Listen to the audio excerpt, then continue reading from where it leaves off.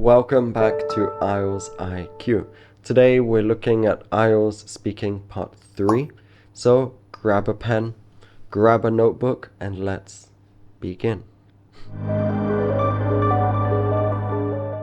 Okay, class. So this is kind of following on from the previous Part 3 video on the area method. Here it is on screen so you can quickly write it down if you didn't watch the previous video. Though I do recommend you go back, watch the video on the area method first, and then come back and join me for these questions. Okay, let's jump in. Today we're looking at weddings and marriage. Okay, here are 5 IELTS Part 3 questions on the topic. We're going to look at some answers created from one of my students who has achieved a 6.5 in speaking and a 7 in speaking in her most recent test. Okay, she'll be kind of following the area method and also some other pointers we've looked at on the channel. All right, let's begin. Is getting married important in your culture? And she starts off very strong. Absolutely. In Vietnamese culture, marriage is incredibly important. Oh, incredibly significant. All right, so let's have a look at her first sentence. Absolutely. Very strong, natural response. Marriage. She's not using the same word form.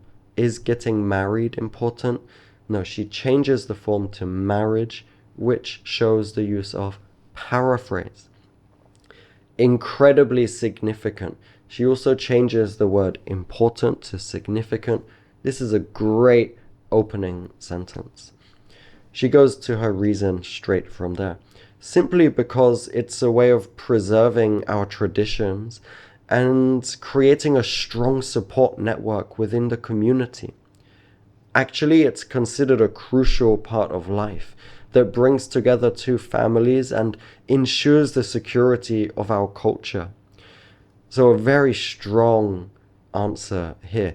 She gives a very nice reason: preserving our traditions, support network, creating a strong support network, considered, thought of as, considered a crucial part of life, essential part of life. So like I said, she's scoring around 6.5 to a 7 for her speech. She does have some mistakes, but I've taken those out. I've corrected them for this video. Okay, so let's move on to number 2. Have wedding ceremonies changed much in recent years? Most definitely. While the meaning of marriage hasn't changed, wedding ceremonies have seen noticeable transformations in recent years. There's a growing trend towards modern Western styles. A great example of this is the change from our traditional attire, ao dai, to a white gown and black suit. I also see many young couples are also opting for more picturesque locations. Okay, let's unpack. Let's have a look at what she's produced. Very strong opening again, most definitely. Really nice natural response. She starts off with while. So when we use while or although or even though, we're going to have some contrast, and it's a great way to show your range of grammar. While the meaning of marriage hasn't changed, wedding ceremonies have seen noticeable transformations in recent years. So we've got that contrast. The meaning hasn't changed, but we've seen some changes, transformation. There's a growing trend, very nice collocation there. Western styles, and we've got a great example here. Traditional attire, great collocation. From ao dai to a white gown for women, a black suit for men. And we've got one extra sentence. Younger couples are opting for more picturesque locations. So all in all, a very nice, rounded answer to this question. Number 3.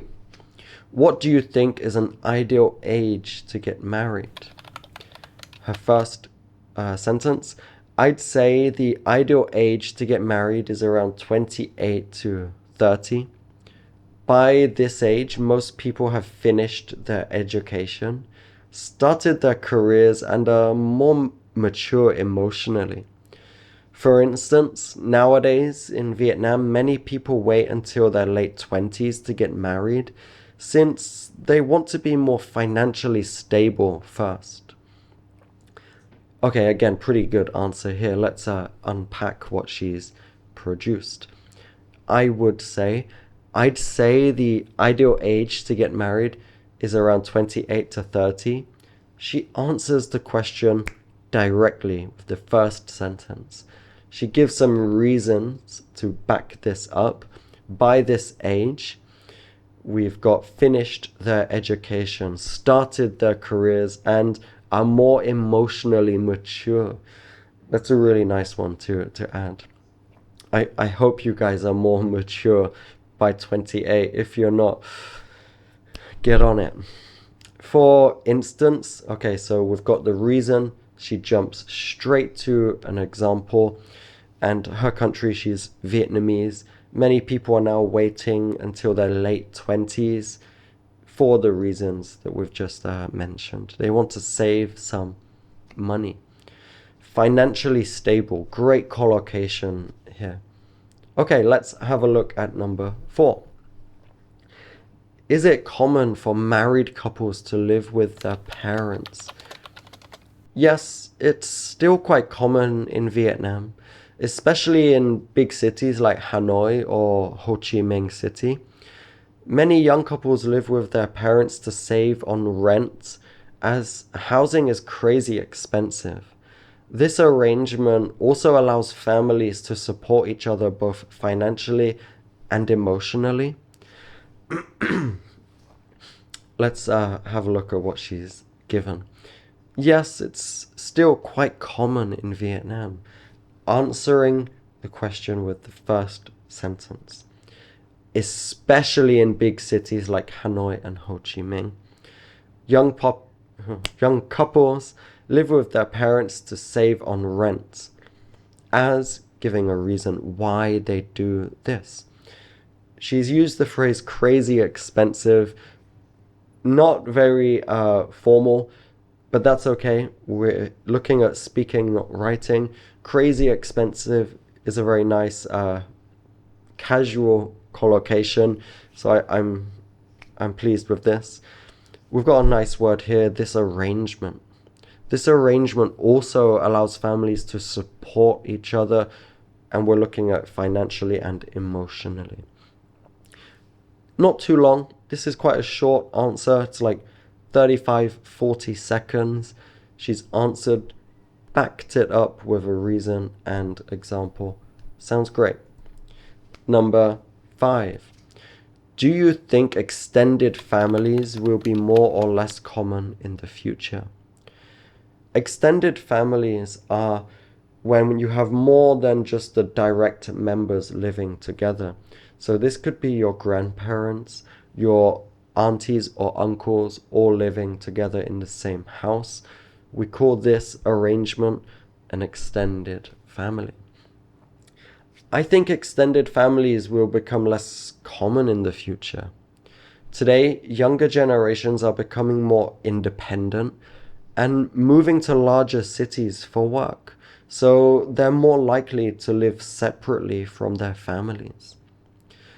Okay, sentence 1, she's answered the question. She's saying why younger generations becoming more independent. Moving to a bigger city means you probably won't have your extended family around you. This is quite different from the past when it was the norm for them to live with their parents. So I think this trend will continue. I really like what she's doing with this answer. She's thinking about what's currently happening now in Vietnam and projecting that forward into the future.